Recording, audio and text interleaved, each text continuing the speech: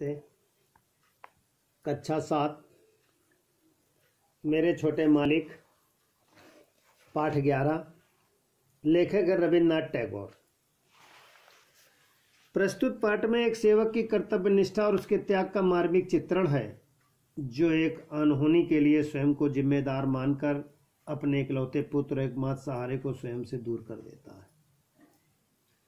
सोचिए, प्राकृतिक संपदा में मरने वाले लोगों की मृत्यु के लिए कौन उत्तरदायी होता है? जीवन मूल्य में सेवा भाव, कर्तव्य निष्ठा, स्नेह लगाव और उत्तरदायित्व, त्याग, समर्पण। पाठ इस प्रकार है। 12 वर्ष का रायचरण सेवक के रूप में अपने स्वामी के घर आया था। गृह स्वामी के छोटे से बेटे अनुकूल की देखभाल का कार्य उसे सौंपा गया। अर्थात रायचरण 12 साल का एक नौकर था। मकान मालिक गृह स्वामी का एक बेटा अनुकूल था, जिसकी वो सुरक्षा के लिए था। समय बीतता गया। वह बालक रायचरण की बाहों से निकलकर स्कूल गया, फिर कॉलेज और अंत में मजिस्ट्रेट के पद तक पहुंच गया। अनुकूल की पत्नी के घर में आते ही रायचरण के एक नहीं 2 स्वामी हो गए। समय आने पर अनुकूल के घर एक पुत्र का जन्म हुआ और रायचरण की स्नेहमयी देखभाल के कारण वह पूर्णतः उसके वश में हो गया। रायचरण उसे अपनी बाहों में ले ऊपर उछालता, बच्चों जैसी तोतली भाषा में बातें करता, अपना मुंह बच्चे के पास ले जाता और फिर मुस्कुराते हुए दूर हटा लेता। बच्चा बड़ा होने लगा। वह घुटनों के बल रेंगता हुआ दरवाजा पार कर जाता। रायचरण जब उसे पकड़ने जाता तो वह शरारत भरी हंसी से चीखता और दूर भागने लगता। रायचरण हैरान था कि छोटा बालक कितने कौशल से अपने आप को पकड़े जाने से बचा लेता है। उसने अपनी स्वामिनी से कहा, यह एक दिन जरूर न्यायाधीश बनेगा। यह बहुत बुद्धिमान है। बच्चा लड़खड़ाता हुआ चलने लगा तो रायचरण को लगा कि अनोखी बात हो गई। उसने पिता को बाबा, माँ को मामा और रायचरण को उसे चाना कहा तो रायचरण विभोर हो उठा। वह हर किसी को यह महत्वपूर्ण खबर सुनाता फिरता। कभी वह बच्चे को घोड़ा बनता, कभी कुश्ती लड़ता। हर बार अंत में पराजित होकर नीचे गिरता। बच्चा इसे अपनी जीत समझकर किलकारियों से पूरा घर गूंजा देता। इसी समय अनुकूल का तबादला पद्मा नदी के किनारे एक जिले में हो गया। कोलकाता के रास्ते में था।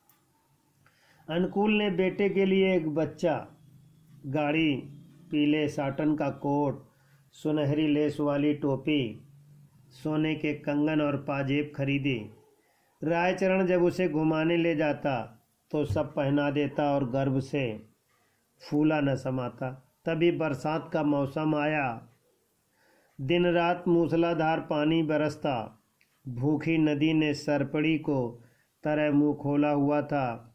आसपास की बस्तियां, खेत खलिहान, बाग बगीचे, इमारतें सभी बाढ़ की चपेट में आ गई। भयंकर गर्जना दूर दूर तक सुनाई पड़ती। फेड़ के विशालकाय समूह को वापस नदी में जाते देखकर ही धारा के बहाव की तेजी दिखाई पड़ती। एक दिन आसमान में बादल छाए थे। धूप की चमक भी थी। बच्चा किसी भी तरह घर में नहीं ठहरना चाहता था। अपने मन का राजा था। वह अपनी बच्चा गाड़ी में बैठकर बाहर जाने की जिद करने लगा। तब वह आगे आगे और रायचरण उसके पीछे पीछे था। नदी और उसके किनारे के धान के खेत सुनसान पड़े थे। संध्या का समय। सूर्य अपनी संपूर्ण शोभा के साथ अस्ताचल की ओर जा रहा था। शांत वातावरण में बच्चे की आवाज गूंज उठी, चाना ओ। उसने एक और संकेत किया। पास ही गीली मिट्टी पर फूलों से लदा कदम्ब का पेड़ था। छोटा मालिक वैशिष्ठ उसी की ओर से लालसा भरी निगाहों से देख रहा था। रायचरण ने उसकी बात समझ ली। उसने कुछ दिन पूर्व इन्हीं फूलों से एक गाड़ी बनाकर उसे दी। वह दिन भर उसकी डोर खींचता घूमता रहा और दिन भर उसने रायचरण को एक बार भी घोड़ा नहीं बनाया। रायचरण को उस दिन से लगा कि उसकी पदोन्नत हो गई, घोड़े से साइंस बन गया। पेज 89, पहला पैराग्राफ खत्म हो गया। प्रश्न इस प्रकार है। पेज 94 में पहला है, रायचरण और अनुकूल में क्या संबंध है? रायचरण नौकर था और अनुकूल गृहस्वामी का बेटा, जिसकी देखभाल के लिए रायचरण रखा गया। खा, अनुकूल का पुत्र रायचरण को क्या कहकर बुलाता था? उत्तर है, अनुकूल का पुत्र रायचरण को नाना चाना कहकर पुकारता था। गा, अनुकूल के विवाह के बाद रायचरण के कितने स्वामी हो गए? अनुकूल के विवाह के बाद रायचरण के 2 स्वामी हो गए। बालक प्रश्नोत्तर लिखेंगे।